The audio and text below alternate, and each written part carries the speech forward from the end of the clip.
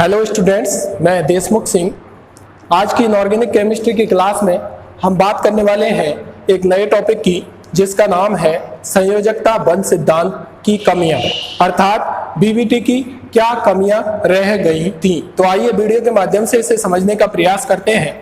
Last video में हमने संयोजकता बंध सिद्धांत के बारे में देखा था कि संयोजकता बंध सिद्धांत किसने दिया था, कब दिया था, उसकी क्या क्या विशेषताएं होती हैं, और इस संयोजकता बंध सिद्धांत को हाइड्रोजन अणु के लिए किस तरीके से हम तरंग फलन का उपयोग करते हुए उसके लिए बंध लंबाई, और बंध लंबाई का मतलब बंध दूरी, वही हम उसको बोल सकते हैं, और वहां पर हम उसकी ऊर्जा, बंध ऊर्जा का आसानी से निर्धारण कर सकते हैं।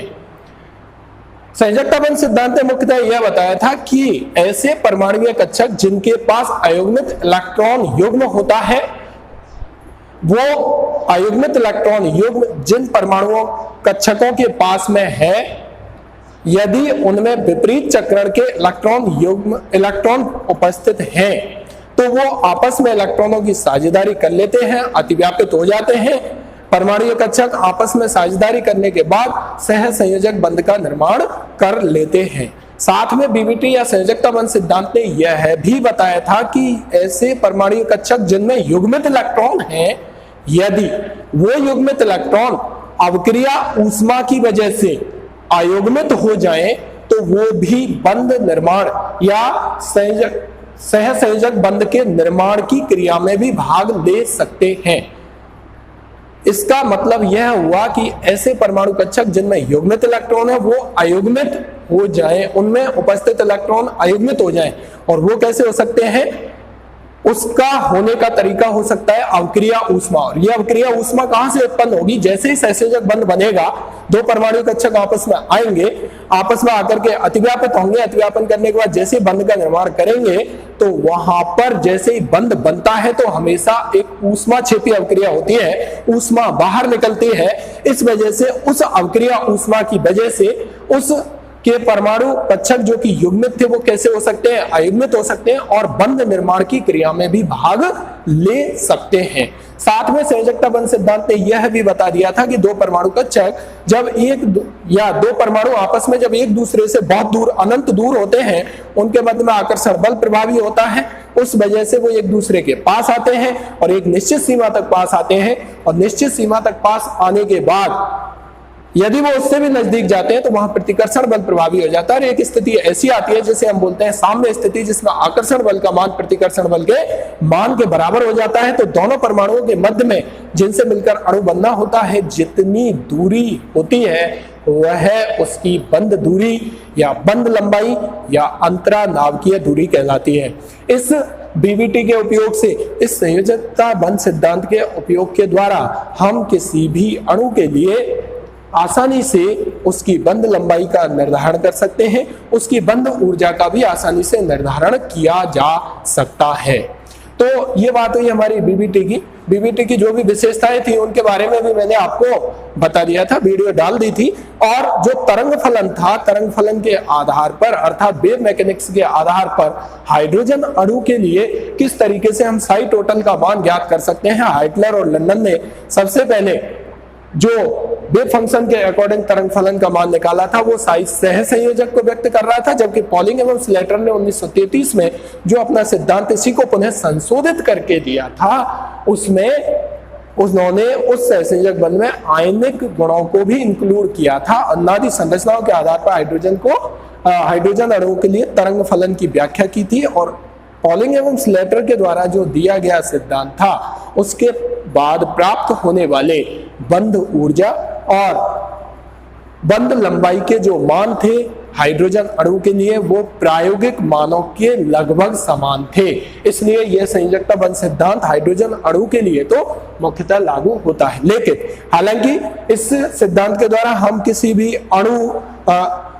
कोई भी जो हमारा अणु है, उस अणु के लिए बंध ऊर्जा और बंध लंबाई, इन दोनों की आसानी से गणना कर सकते हैं। फिर भी इस सिद्धांत में कुछ कमियां रह गई हैं, उन कमियों को हम देखने का प्रयास करते हैं। तो सबसे पहली जो कमी थी वो इस सिद्धांत की यह थी कि इस सिद्धांत ने यह कहा था कि जो ऑक्सीजन अणु है वह है प्रति चुंबकीय प्रकृति का होता है, उसकी अनुचुंबकीय प्रकृति की व्याख्या ये नहीं कर सकता। दैट मीन्स इस सिद्धांत ने यह बताया था कि ऑक्सीजन अणु जो है वो प्रति चुंबकीय प्रकृति का है, जबकि वास्तविक रूप से जब हम आगे देखते हैं, आगे की थ्योरीज को पढ़ते हैं, तो हमें यह पता लगता है कि ऑक्सीजन अणु प्रति चुंबकीय नहीं है, अनुचुंबकीय प्रकृति का है। इसका मतलब यह हुआ कि यह बीबीटी या संयोजकता बंध सिद्धांत ऑक्सीजन अणु की अनुचुंबकीय प्रकृति को स्पष्ट नहीं करता है। तो इसने ऑक्सीजन अणु की प्रतिचुंबकीय प्रकृति को कैसे स्पष्ट किया था उसे हम देख लेते हैं। देखिए ये ऑक्सीजन परमाणु, ये ऑक्सीजन परमाणु, इसके पास थे 6 इलेक्ट्रॉन और इसके पास भी थे 6 इलेक्ट्रॉन जो इनके संयोजकता कोष में। यहां से इन्होंने 2-2 इलेक्ट्रॉनों की साझेदारी की थी, अपना अष्टक पूरा किया। इसके 2 इलेक्ट्रॉन यहां पर आ गए थे और इसके 2 इलेक्ट्रॉन ये खिसक करके यहां पर आ गए थे और इनका अष्टक हो गया था पूरा, इनका ये हो गया था अतिव्यापन क्षेत्र। यहाँ पर बन गया था 2 बंध, यहाँ पर 2 बंध बन गया था। इस तरीके से यहाँ पर एक बॉन्ड बन गया और यहाँ पर एक बॉन्ड बन गया। इस आधार पर इस सिद्धांत ने यह बता दिया कि जो ऑक्सीजन अणु बना है उसके पास कोई भी अयुग्मित इलेक्ट्रॉन, मतलब यह कैसा है, प्रतिचुंबकीय प्रकृति का है, क्योंकि यहाँ पर अयुग्मित इलेक्ट्रॉन उपस्थित नहीं है।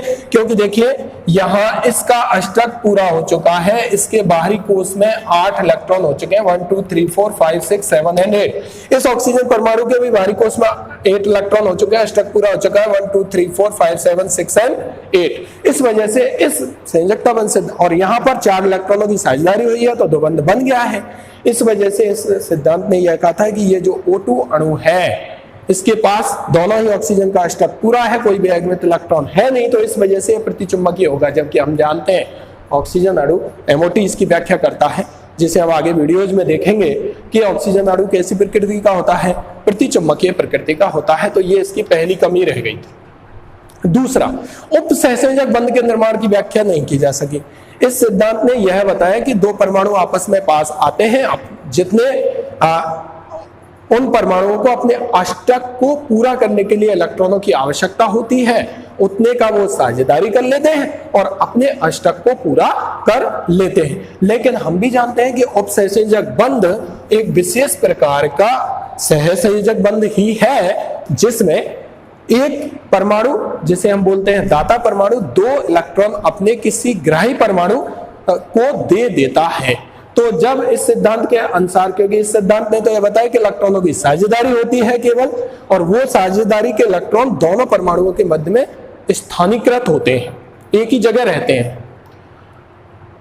इस आधार पर कभी भी उपसहसंयोजक बंध की व्याख्या हम नहीं कर सकते, क्योंकि उपसहसंयोजक बंध के निर्माण में होता ऐसा है कि एक परमाणु दोनों इलेक्ट्रॉनों को देता है, दूसरा परमाणु जिसके पास रिक्त कक्षक होने चाहिए वो उन दोनों इलेक्ट्रॉनों को ग्रहण कर लेता है। जबकि यह सिद्धांत ये बताता है कि दोनों ही परमाणु अपने अपने इलेक्ट्रॉन देते हैं। कितने इलेक्ट्रॉन देते हैं ये इस बात पर निर्भर करता है कि उनके अष्टक को पूरा करने के लिए कितने इलेक्ट्रॉनों की आवश्यकता है।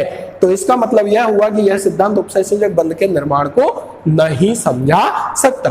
तीसरी जब हम बात करें तो तीसरी जो कमी इसकी रह गई वो कमी ये थी कि ऐसे अणु जो अनुनादी संरचनाएं, कैनोनिकल स्ट्रक्चर्स, रेजोनेटिंग स्ट्रक्चर्स दिखाते हैं, उन अणुओं की संरचना की व्याख्या भी इस सिद्धांत के द्वारा नहीं की जा सकती।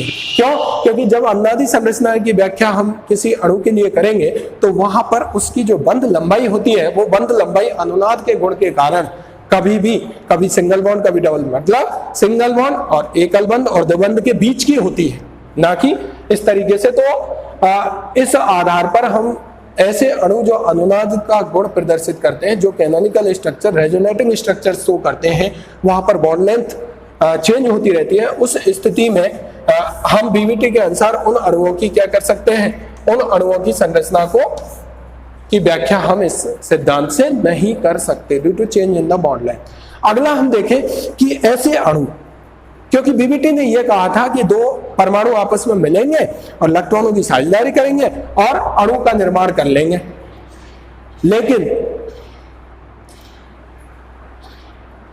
ऐसे अणु जिनमें अयुग्मित इलेक्ट्रॉन है, युग्मित नहीं, अयुग्मित इलेक्ट्रॉन पहले से है, जैसे अणु की बात करें तो NO, NO2 इनके पास अयुग्मित इलेक्ट्रॉन है, आयन की मैं बात करूं, जैसे H2 प्लस आयन, आप जानते हो H2 में तो 2 इलेक्ट्रॉन होंगे, लेकिन H2 प्लस दैट मीन्स वहां कितना इलेक्ट्रॉन होगा, एक इलेक्ट्रॉन होगा, दैट मीन्स वो एक इलेक्ट्रॉन हमेशा अयुग्मित इलेक्ट्रॉन के रूप में उपस्थित होगा।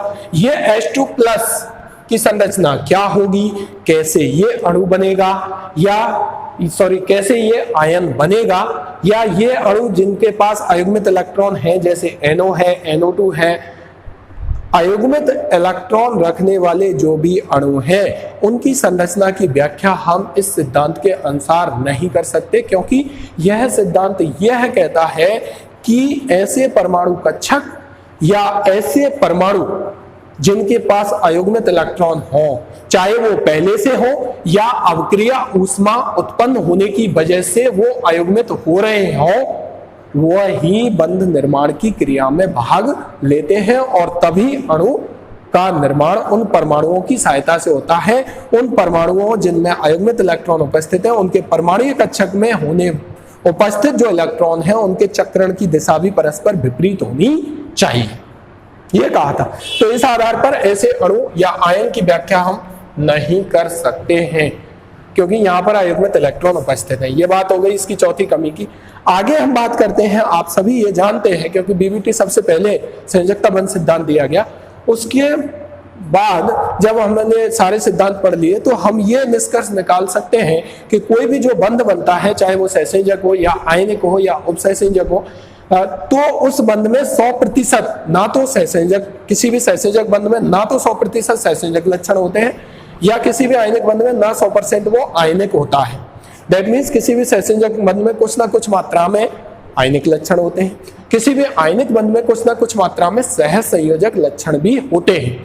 अगर इस बात को ध्यान में रखा जाए तो ये थ्योरी, यह सिद्धांत यह बताता है कि यहाँ पर जो बनने वाला बंध है वो 100% सहसंयोजक होता है।